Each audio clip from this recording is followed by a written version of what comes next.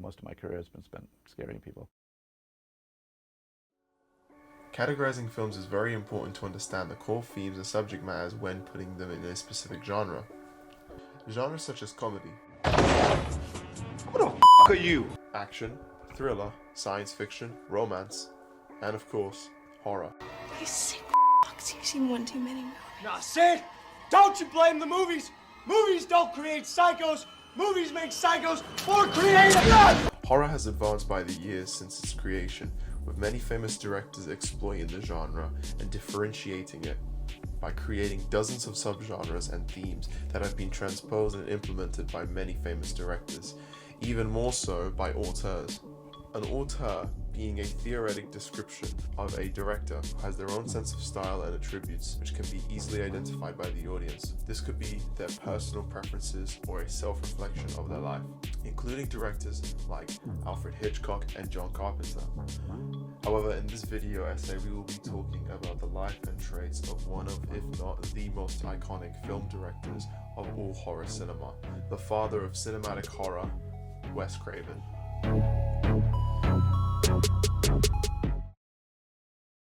Please, God. This is God.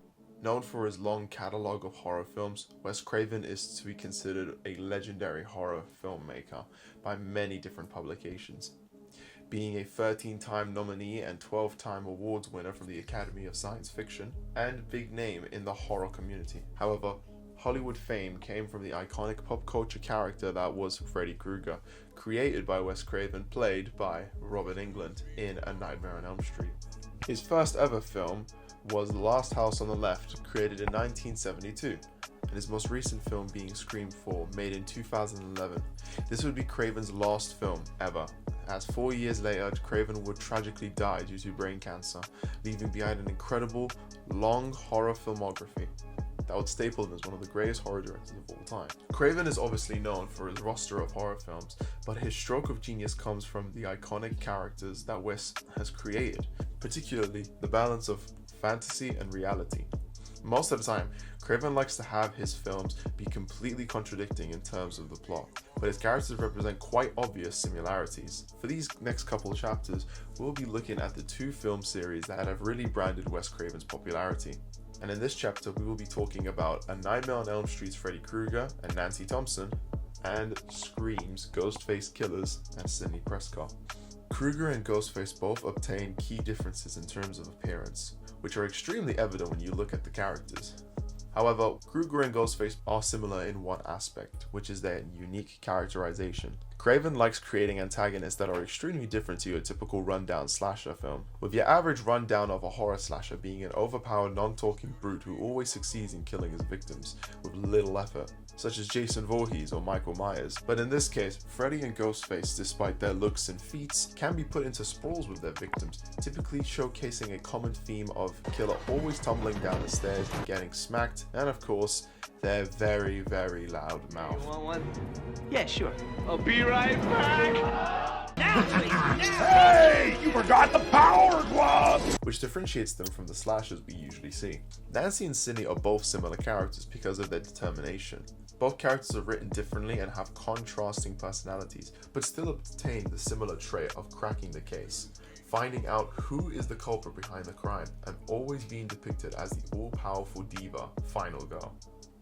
Craven loves having the antagonist seem powerful until they come face to face with the main female lead in the end of the film, eventually stopping them and closing the plot.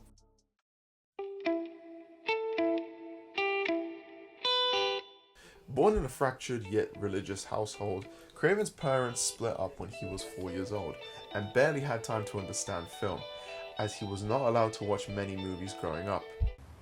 You actually didn't see your first movie until relatively late in your life.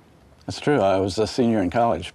With the exception of Disney movies, I was raised in a very strict fundamentalist family, church, where going to movies was considered too sinful, except for Disney movies. So I did see all the Disney movies. There'd be maybe one a year. You sure you weren't a Mormon? No, Baptist. But yeah, and I went to a Christian college too, where it was forbidden. So I would have been expelled if I had been caught. I hitchhiked to the next town and saw To Kill a Mockingbird. And literally that was like the epiphany for me. It was like, if this is considered sin, they got to be wrong. So that was my beginning of my exit. As the years went by, however, Craven lost his faith and started to make horror films to simply reflect his past life. An example of his reflection is his parent status. In A Nightmare on Elm Street, we see our main character's parents split up and constantly blame one another, whilst both living in the same generic neighborhood, living in a broken American dream, kinda like Wes Craven. Oh, well, minus the dream demon part. Hey, you forgot the power glove! Same concept applies with Sidney Prescott from Scream. She lives with her father, but her mother was brutally murdered. Craven likes applying the constant separation of parents to kind of reflect his lifestyle, and it's very evident when you look at the main characters and the female leads. Craven loves misdirecting the audience into believing a red herring by planting clues and misleading hints the whole way through. For example, in A Nightmare on Elm Street, we see the boyfriend of one of the first victims in the film be locked up and framed for his murder, making the characters of the film all believe that the killer was the boyfriend of the victim. Everybody's a suspect! For example, the Scream films has plenty of misleads into making the audience guess who it could be behind the mask, making us assume, guess, predict, and think who the killer could be. And there are quite a lot of obvious ones that are relatively easy to notice when viewing Craven's films. So I've made a whole montage of them, and I'm going to play them right now.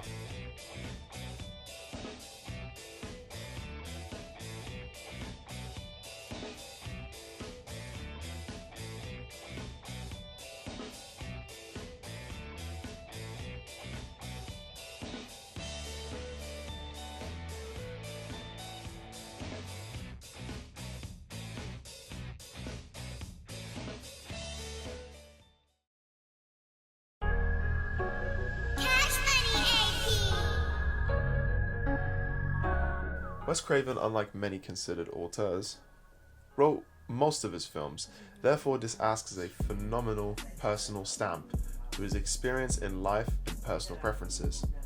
Craven has gone on to impact the horror industry in many positive ways, particularly the slasher subgenre of horror, which has gained such a massive following that his films would get sequels, remakes, reboots, and pop culture films and shows that reference Wes Craven's films. Particularly in those pop culture references, we have films of Craven's characters being parodied. For example, in the first ever Scary Movie film, they made a humorous yet silly parody of Scream. Yo, Duque! Pick up the phone! Yo. In conclusion, Craven's signature use of environment, character development, genre crossing, and certain traits are all used in order to truly create terrifying fictional worlds that are in a dark yet frantic display to sort of replicate the true mind of Wes Craven, like changing his faith and opinions on the world around him, or implementing broken American families in his film to replicate his own. Craven clearly is a master of creating truly terrifying nightmares on the big screen, but Craven is even more of a masterful author in the horror world. 9, 10, never sleep. 10.